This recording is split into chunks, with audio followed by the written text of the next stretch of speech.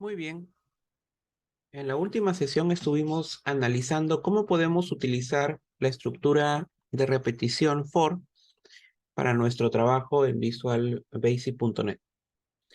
Es importante que tengamos en cuenta que dentro de la estructura for existen palabras reservadas que nos pueden ayudar o complementan el uso de esta estructura.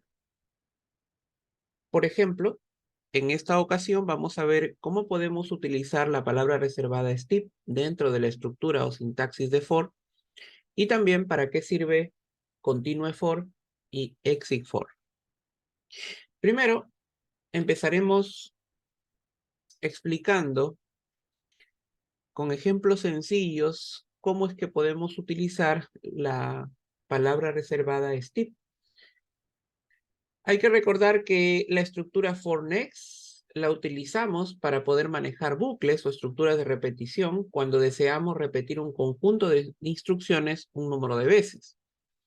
Decimos un número de veces porque eso está controlado usualmente por una condición o un hasta.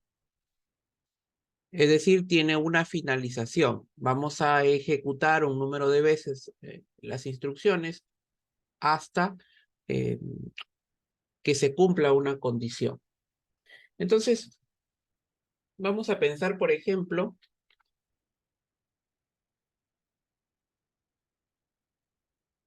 en una definición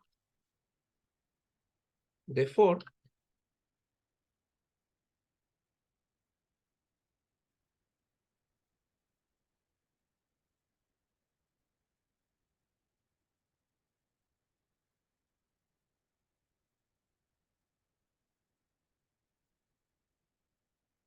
Fíjense cómo dentro de un for nosotros podríamos incluso definir la variable de incremento dentro del mismo for.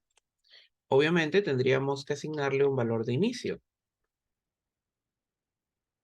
Esto es una modificación a lo que ya hemos explicado anteriormente. Es decir, definimos el for, definimos nuestra variable, que no la hemos declarado antes, la estamos declarando incluso en el mismo for. ¿Por qué? Porque estamos diciendo que i es un entero. Y yo podría entonces, en este momento, hacer una impresión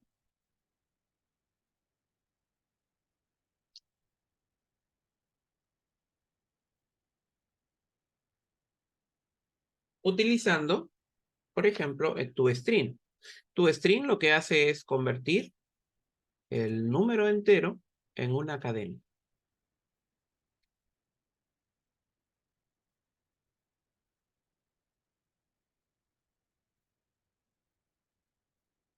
Muy bien. ¿Cuál es la salida o la impresión que vamos a tener aquí? Bueno, vamos a ejecutar nuestro programa. Y vamos a ver qué es lo que va a aparecer.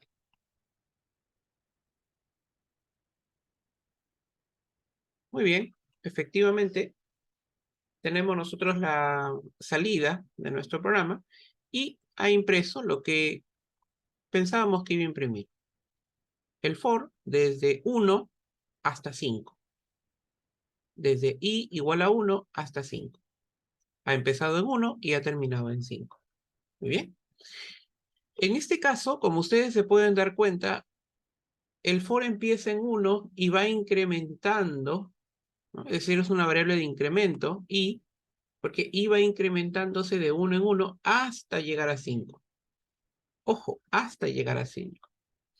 Pero, ¿qué pasaría si lo que quiero yo hacer en este caso es empezar en 5 y terminar en 1? ¿Qué pasaría, por ejemplo, si yo hago lo siguiente? 5, empiezo en 5 y termino en 1. Si yo ejecuto este archivo, si yo ejecuto así como está, fíjense cuál es la salida.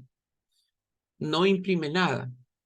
Claro, no imprime nada porque automáticamente o por defecto, for, la estructura for, piensa de que i va a incrementarse. Entonces, como y se incrementa, empieza en 5 y termina en 1, obviamente nunca se va a cumplir esa condición.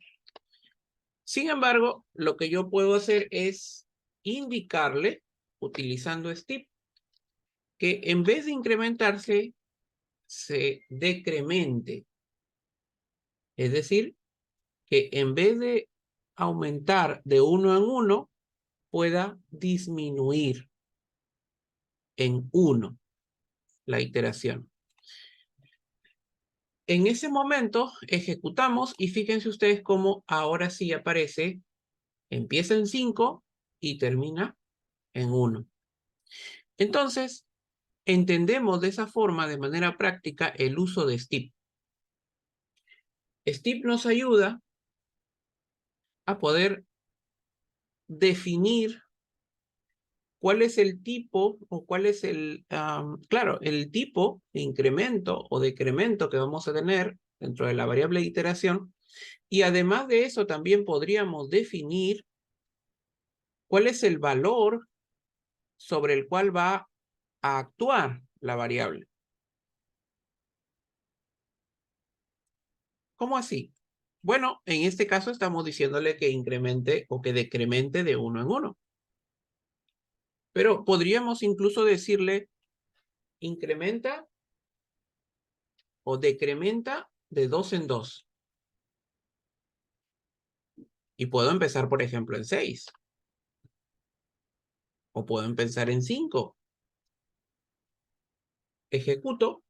Y fíjense ustedes cómo tengo primero el 5 y la siguiente iteración es cuando i se decrementa en 2. ¿Por qué estoy seguro de ello? Porque después del 5 aparece el 3. Y luego el 1. Claro, efectivamente se está decrementando. Se está decrementando en 2.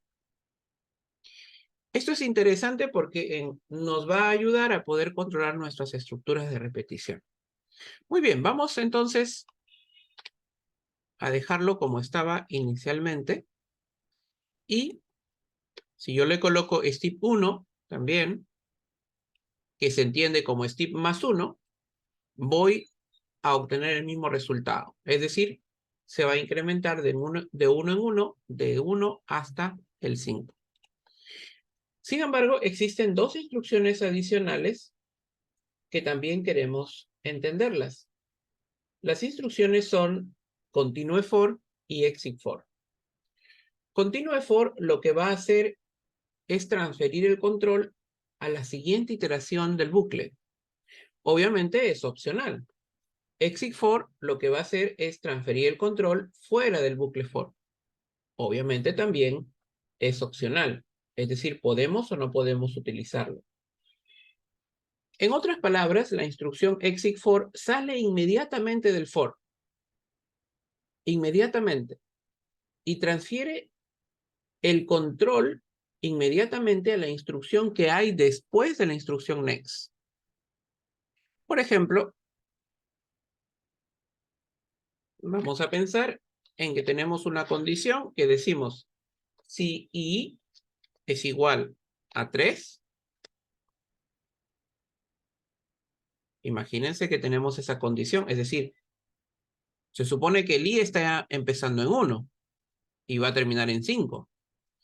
Pero si el i es igual a 3, decimos en la condición, exit for.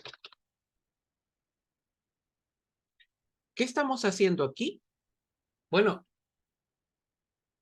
la instrucción exit for sale inmediatamente de for next y transfiere inmediatamente el control a la instrucción que hay después de la instrucción next. En otras palabras, y en resumen, sale del for. Vamos a ejecutarlo. Como ustedes se pueden dar cuenta, solo ha impreso 1, 2 y 3. Aun cuando el for termina en 5, ojo, aun cuando la estructura termina en 5, cuando ha llegado a 3, simplemente ha salido del for. Y como no hay ninguna instrucción después de next, simplemente ha terminado la ejecución del programa.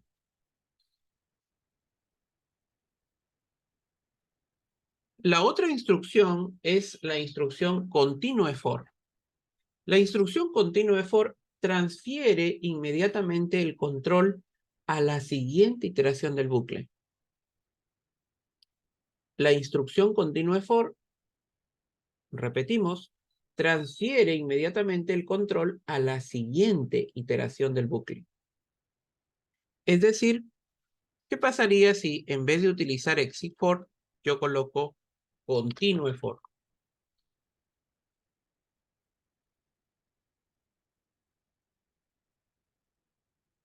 Continue for. ¿Qué es lo que pasaría? ¿Qué es lo que yo entiendo que va a pasar? Lo explicamos así.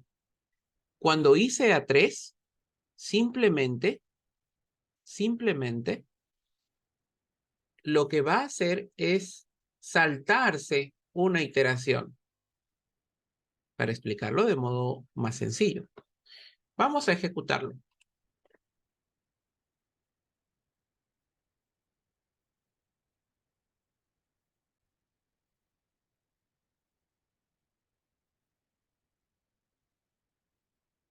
Pero dentro de nuestra ejecución podemos hacer un análisis.